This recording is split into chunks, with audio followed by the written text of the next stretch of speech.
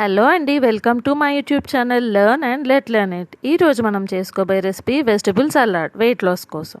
దీనికి కావాల్సిన ఇంగ్రీడియంట్స్ ఏంటో చూద్దాం. దీనికి కావాల్సిన ఇంగ్రీడియంట్స్ ఏంటంటే, ముందుగా మనకి ఏమన్నా వెజిటబుల్స్ ఏముంటే అవి యాడ్ చేసుకోవచ్చు. ఇక్కడైతే నేను సన్నగా తరుగుకున్న క్యాబేజ్ తీసుకుంటున్నానండి, ఒక లెమన్ పీస్, ఇంకా కొంచెం సన్నగా తరుగుకున్న ఉల్లిపాయలు, స్ప్రౌట్స్ మొలకెత్తిన పెసలు, ఒక జ్యూస్ని అంటే కీరాని కూడా తీసుకోవచ్చు, ఇంకా కొంచెం రోస్ట్ చేసుకున్న అవిసె గింజలు, బీట్రూట్ ముక్కలు, ఇంకా కొంచెం కొత్తిమీర తీసుకున్నానండి, వెల్లుల్లి 3 రెబ్బలు తీసుకున్నాను. ఇష్టం లేని వాళ్ళు అది తీసేయచ్చు.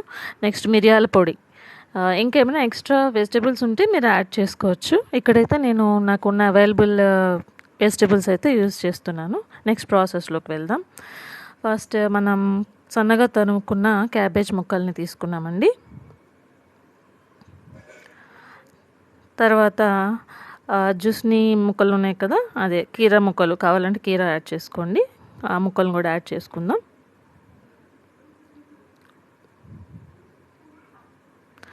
మీకు క్యారెట్స్, టమాటో అవి ఉంటే అవి కూడా యాడ్ చేసుకోవచ్చు అండి.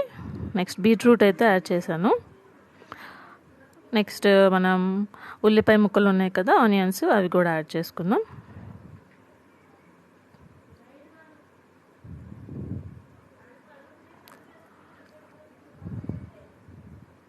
తర్వాత మనకి మొలకెత్తిన పెసలు ఉన్నాయి కదండి, మీకు ఇంకేమైనా అవైలబుల్ స్ప్రౌట్స్ ఉంటే అవి కూడా యాడ్ చేసుకోవచ్చు. నాకైతే ఇక్కడ ప్రస్తుతానికి పెసలు తీసుకున్నాను నేనైతే.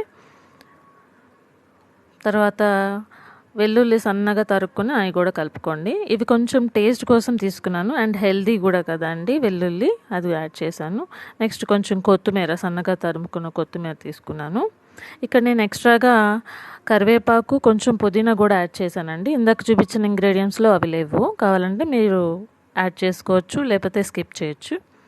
కొంచెం కొత్తిమీర, కరివేపాకు, పుదీనా 3 కలిపానండి, మీకు కొంచెం ఫ్లేవర్ కోసం. నెక్స్ట్ వేయించిన అవిసె గింజలు వేస్తున్నాను.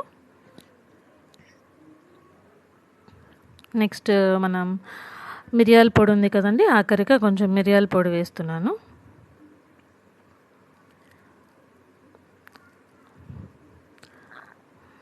ఇంకా దీనికి కొంచెం సాల్ట్ అయితే యాడ్ చేసుకోవచ్చు, అక్కర్లేదనుకుంటే దాన్ని స్కిప్ చేయొచ్చు. సాల్ట్ తోటి అయితే కొంచెం తినగలం. నెక్స్ట్ లెమన్ అయితే యాడ్ చేస్తున్నాను.